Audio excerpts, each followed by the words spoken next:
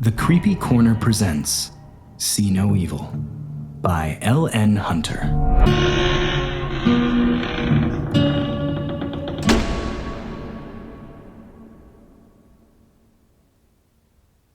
Beady-eyed bats with gaping red mouths flit across the sky, dive-bombing dozens of yelling children, darting away just before becoming entangled in hair. Pale specters with screaming faces fade into view high above and disappear in clouds of ectoplasm. Peering out from porches and trees, candlelit pumpkin heads turn and leer at passers-by. Their mouths dribble crimson blood on the feet of youngsters who get too close. Slitted yellow eyes blink within the bushes, and moonlight reflects from jagged white teeth. Several houses seem almost alive, the muscles of their walls and porches tensing and relaxing with each sighing breath. Parked cars blink headlights and lick their lips, getting ready to snag unsuspecting prey. Apart from the children's shrieks and cries, the only sounds are the murmured oohs and ahs of the parents as they survey this chaos through their lenses contacts. Ripples of applause break out at the more impressive visual effects. A massive dragon eclipses the moon, then explodes in a display worthy of any fireworks show. Bursts of green and purple demons launch themselves into the night sky from Mrs. Robertson's flaming hair. Mr. Robertson's cyborg face contorts in laughter as he holds out a cauldron of candy so huge his massive robot arms can barely support it. A hodgepodge of children converges on the cauldron, thrusting eager hands into the mass of churning, wriggling worms and bloodshot eyeballs. Some youngsters flap scaly, feathered, or iridescent dragonfly wings. Others have wildly thrashing tails and gnarly clawed feet. Most of the children are human-shaped, but come in a range of colors. Green, wart-ridden witches, red, cloven-hooved devils, sickly gray zombies, pale-faced vampires, or gleaming white skeletons. A pack of multicolored butterfly girls and boys with frenetic fluorescent antennae ignore the candy and are performing synchronized dance steps in the middle of the road. Although developing eyes aren't sufficiently mature to wear augmented reality contact lenses, the children enjoy the same Halloween experience, registered trademark, simulations via their Lenses Junior spectacles. Lenses make the everyday magical and the magical every day, the company's slogan goes. And Market Harbor's adults, especially the Robertsons, have really outdone themselves with their Lenses controllers. They've spent much of the day tweaking and tuning the 3D models and animations to make this Halloween the best ever. Without Lenses to look through, Halloween in Market Harbor's Central Park would be a dull affair. Nothing would fly through the air. No pumpkins would leer, let alone spew blood. Nothing would hide in the bushes, and cars and houses would be no more than inert metal, bricks, and mortar. The cauldron, a mundane cardboard box in the arms of an elderly man, would contain nothing more than a frightening excess of cheap, sugary treats. There would be nothing for the perfectly normal children to joyfully run screaming towards, or nervously shy away from. All that Billy Wilkins sees of the Halloween effects is the amorphous leakage of light patterns flickering at the edges of other children's lenses. Billy and his mother moved to Market Harbor just over 4 months ago, after a difficult marital separation, and are still finding their way into their new community. Mom works part-time at the local diner, and her limited wages barely cover the rent for their home in the more financially relaxed part of town. She certainly can't afford lenses, which makes Billy even more of a bully magnet than his short, overweight physique alone. Alone in the midst of the Halloween party, Billy sighs as he looks at the lenses on all the other kids' faces. He still feels the humiliation of his first encounter with augmented reality. Fiddling with her control pad to dial up the right lesson, Miss Anders calls out, "Put on your lenses, class. We're going to take a look at Market Harbor 100 years ago." While all the other children rummaged in their bags for their glasses, Billy raised his hand and waited to be noticed. Miss Anders eventually raised her eyes from the controller and said, "Yes, Billy?" He mumbled, "I don't have any." The classroom fell silent. "Pardon? What was that, Billy?" In a voice that seemed too loud, Billy repeated, "I don't have any lenses." Miss Anders said, "Oh my," and stared at him. Most of the children in class concealed either pity or snickers behind their hands. Marco Johnson was laughing out loud and immediately started to call him, "Poor little blind boy." Marco paused, then added, "Or not so little blind boy." He puffed out his cheeks, curled his fingers into rings around his eyes to imitate glasses, and squinted around the room. "Quiet, class! Settle down now. Billy, visit Mr. James. You know where he is, don't you? See what he can do. Be quick."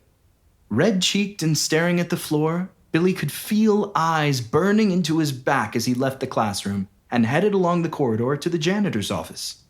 Joshua James was the school's gray-haired Mr. Fix-It. He could regularly be seen replacing light bulbs, fixing school computers, and all the other tasks required to keep a school working.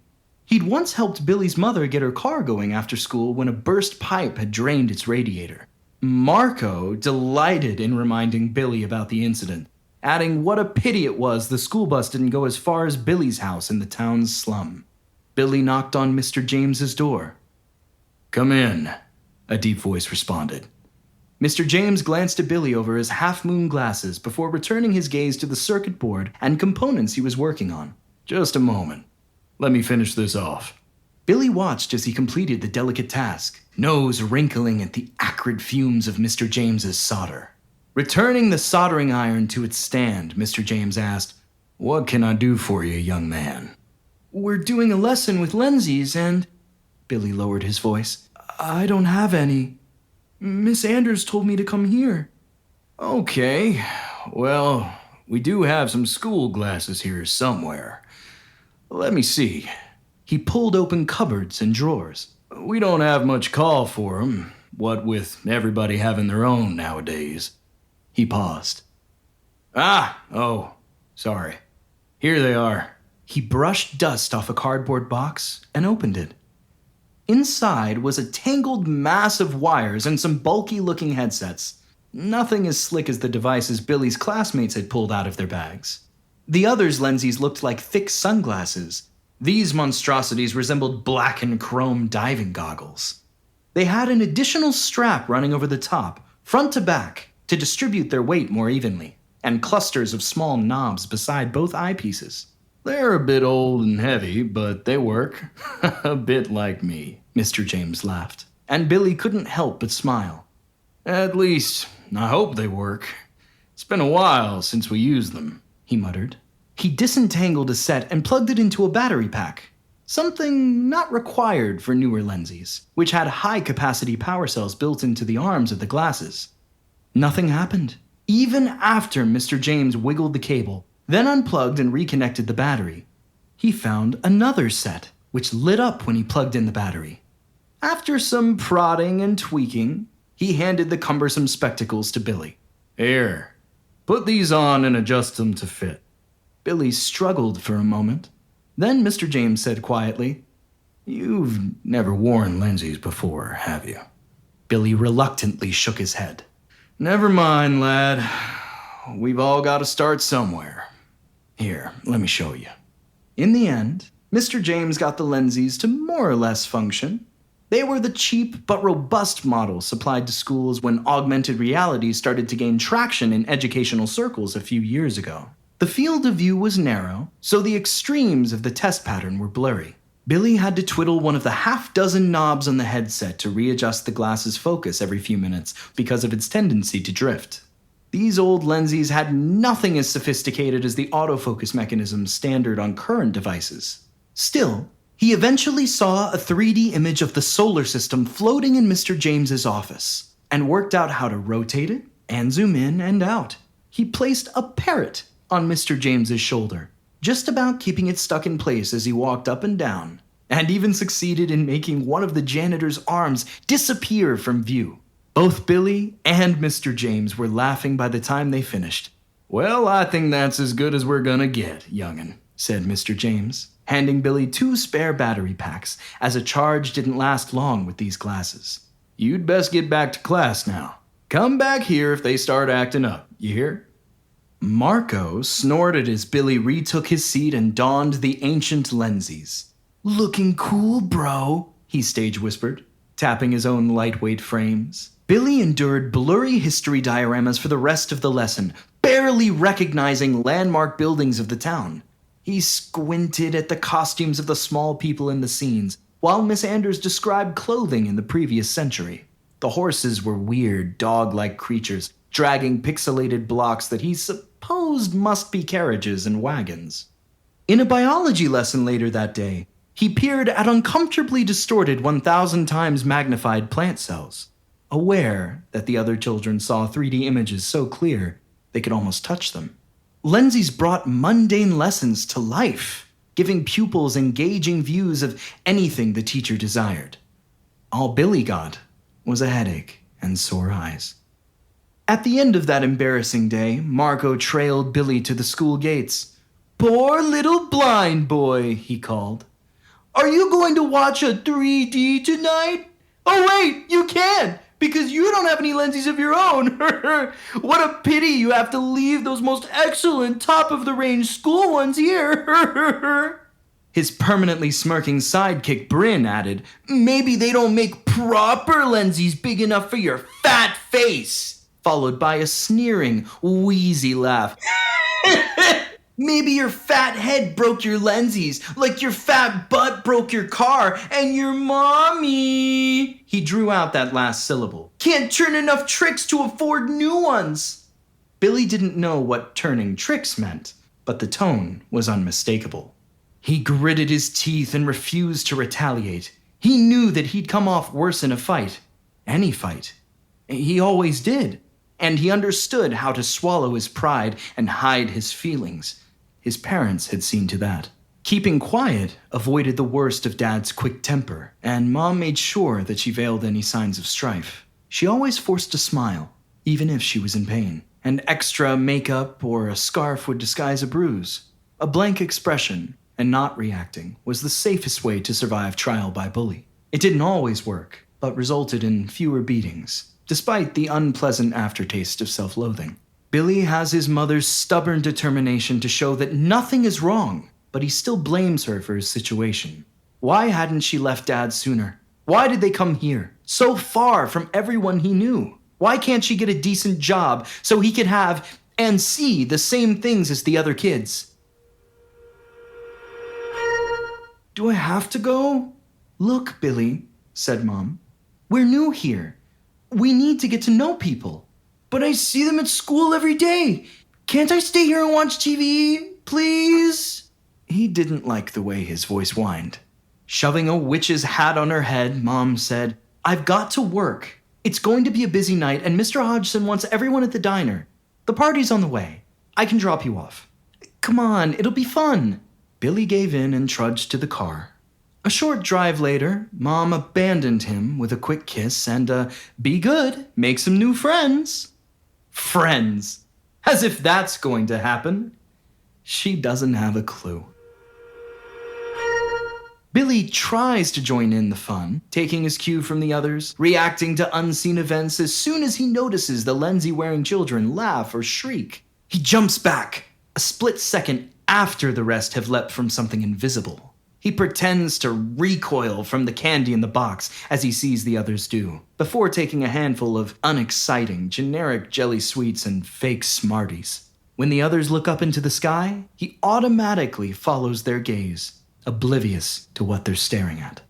If he'd known what to expect at the Halloween experience, registered trademark, he would have asked Miss Anders or Mr. James if he could borrow the clunky school glasses. They'd be better than nothing, but it's too late for that now. The appeal of the mundane-looking park with its unseen Halloween extravaganza rapidly wanes. Soon, hands stuffed in his pockets, Billy drifts away from the crowd. Before Mom and he fled to Market Harbor, Billy lived for Halloween. Any festival was a time to revel in, a chance to make believe they were a normal family. Halloween was the best of all, when the monster in the house took a backseat to all the fake ones running around outside. Dad would take them to the carnival that rolled into town every year. For a while, all three would eat cotton candy, try to win tacky prizes at the hoop or ball throwing stalls, or laugh at each other in the warped glass of the Hall of Mirrors. Even when Dad got bored and drifted off to the liquor tent, and from there to one of the local bars, Mom and Billy would linger among the bright lights and cheerful cacophony. They'd ride the dodgems or the carousel or just wander around, soaking in the ambiance. He knew the morning after would be bad, but for one evening, he could be a kid in a normal, happy family. A few years ago, the carnivals stopped coming. Lindsay's experiences, registered trademark, meant everyone could see more spectacular sights at home than at any fun fair. People could experience the Hall of Mirrors in the safe, controlled environment of their own front rooms, applying all sorts of distortions to their friends, family, and even pets. Who wouldn't want to have a fire-breathing winged cat or a chrome-plated robot dog? Lindsay's offered virtual throwing and shooting games with much more explosive results than knocking over some tin cans. Carnival folk couldn't compete, and the shows just stopped. People without lenses didn't matter. They weren't paying. After a while, Billy notices that some of the other youngsters are pointing at him and laughing. A few adults have their hands over smiling mouths too. He spots Marco poking at his parents' lenses controller, accompanied by Bryn as usual. Billy sighs as he spots them, glancing his way, undoubtedly on a mission to give him a hard time. Marco calls, "How's it hanging, slug ball?" "What? Leave me alone. Nice slime, Billy the slug. Billy the fat slug. The fat blind slug." Bryn adds, the epitome of schoolyard wit. "Look at that," Marco says, pointing at Billy's feet. "Oh no, you can't see it, can you?" he sneers. "Ew, I wouldn't want to be near that." Billy doesn't ask what it is. He knows anything he says will only make matters worse, and swallows his anger. Most of his interactions with Marco and Bryn end up with either him or his school books on the ground. And he doesn't have his school books here. He grits his teeth and turns to run home. If only Mom had let him stay there in the first place. With the beginning of tears blurring his vision, he bumps into a little girl, knocking her over. Amy, he thinks her name is, vaguely recalling her from one of the younger year groups. He reaches out to help her to her feet and is about to apologize. But Amy recoils with a look of disgust on her face. Billy hears a particularly loud shriek of laughter and a yell of "Slime explosion!" from behind, which makes him stop and clench his fists. "Gimme those!" he snaps, and snatches Amy's lenses. All thoughts of helping the girl gone. Although he has to blink and squint to use the glasses, calibrated as they are for the other child's eyes, the first thing Billy notices is a large green shape floating in front of him, moving from side to side as he turns his head. He realizes it's his nose, something of a floppy trunk waggling from side to side. He instinctively reaches towards it and sees that his hands are the same sickly green. His gaze follows his arms, and he finds he has a gigantic, slug-like body, oozing a trail of yellow mucus behind him. Suddenly, a glob of multicolored slime splats onto his arm, and he looks up. Sparrow-sized winged pigs are circling above his head, depositing rainbow droppings all over him. He waves his arms to scatter the flying pests, but they return quickly, accompanied by Marco and Bryn's loud guffaws. He rips the lenses from his face and throws them back at Amy before storming off. The streets are quiet away from the Halloween party. Deserted, full of shadows underneath flickering streetlights.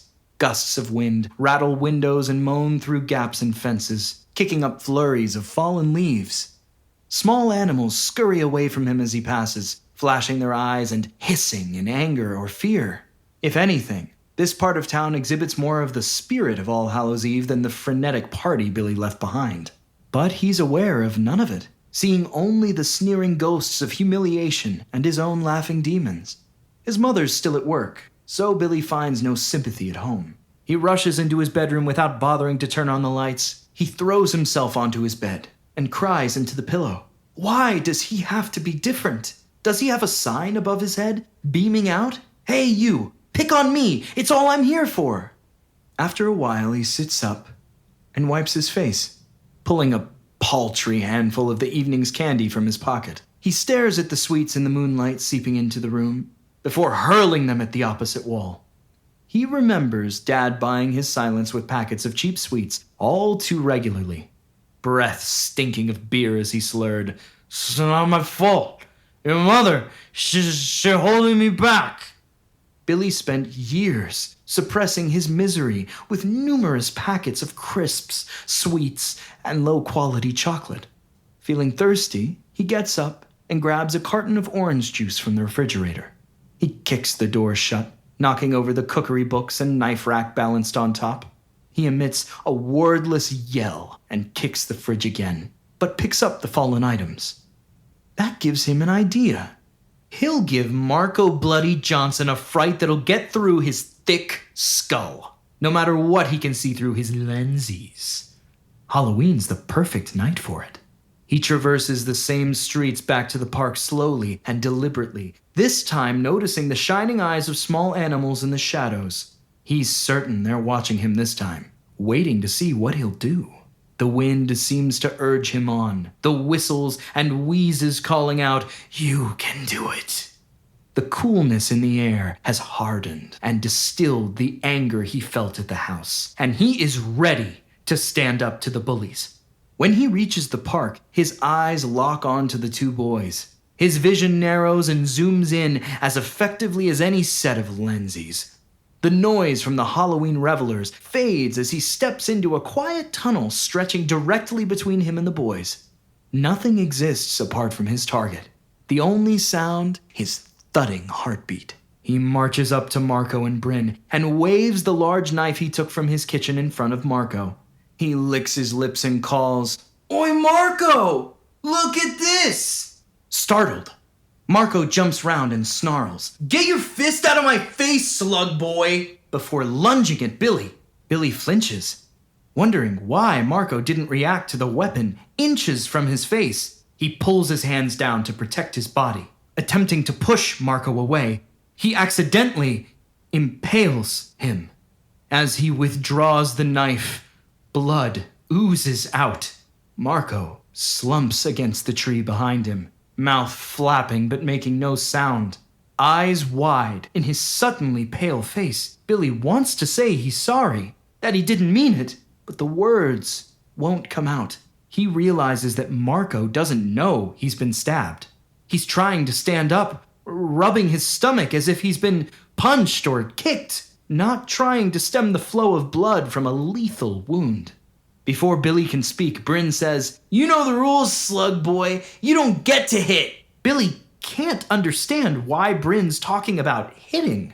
"Marco, get up," Bryn says. "Let's pulverize Fatso." Marco's face drains of color. Breathing heavily, he slides down the tree. As Billy reaches towards the dying boy, Bryn takes a swing at him. Billy jolts back and instinctively raises his arms, stabbing Bryn's hand with the knife he's still holding. Bryn shrieks and stares at Billy open-mouthed. Afterwards, he has no explanation for what comes next. Perhaps he was touched by the finger of some real spirit, burning with resentment at the trivialization of All Hallows' Eve, offended at humanity's frivolous attitude to the supernatural. Or perhaps Billy is his father's son. Billy plunges the knife into Bryn's stomach to shut him up. He falls, and Billy stabs him again, and again, until his hand is bright red, and Bryn is still and silent. Billy looks around, but no one has reacted to what's just happened. With trembling hands, he takes the lenses from Bryn's corpse and puts them on. Through the glasses, Marco is a Frankenstein monster leaning against a tree, resting beside a grinning pumpkin head. Bryn is a werewolf lying on the ground, watching the gyrating virtual ghosts and bats flittering above. Perhaps he's gazing at the moon, wondering when it will release its grip on his fur-cursed body. Not a drop of blood appears on either boy. and the pooling redness around Bryn merges with that trickling from the pumpkin head. Billy's hand looks empty. He can feel the handle of the knife, but he can't see anything in his slug creature fist. He reaches out with his other hand, tracing the shape of the blade, but it's invisible in the Lenzie's view.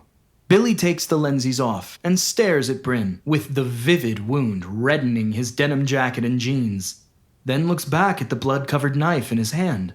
He pauses for a moment before putting the glasses on again and smiles.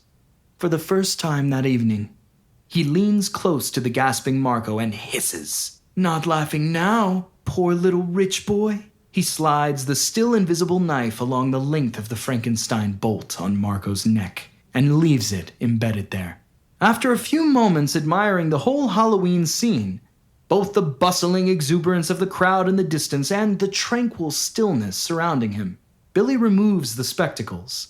He turns them this way and that, thinking about how wonderful this artificial world could be. No pain, no evil, no consequences, just excitement and safe, harmless entertainment.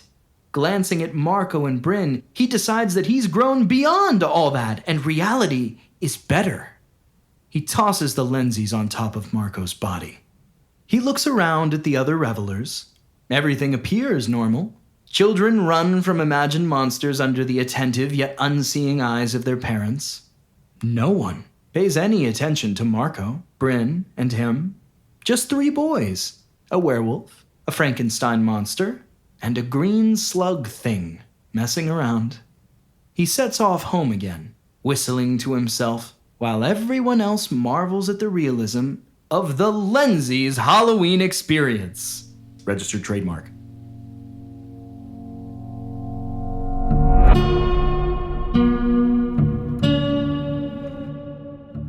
See No Evil was written by L.N. Hunter and narrated by Sloane Siegel. The Creepy Corner is part of the Corner Theater podcast network from Straight to the Point Productions. It is creative directed by Annie McGrath and executive produced by Annie McGrath and Marisa Cooksey. Episodes are mixed and edited by Matt Keim. Prepare yourself for another spine-tingling story dropping on Halloween. Will it be a trick or a treat? While you wait to find out, stay creepy.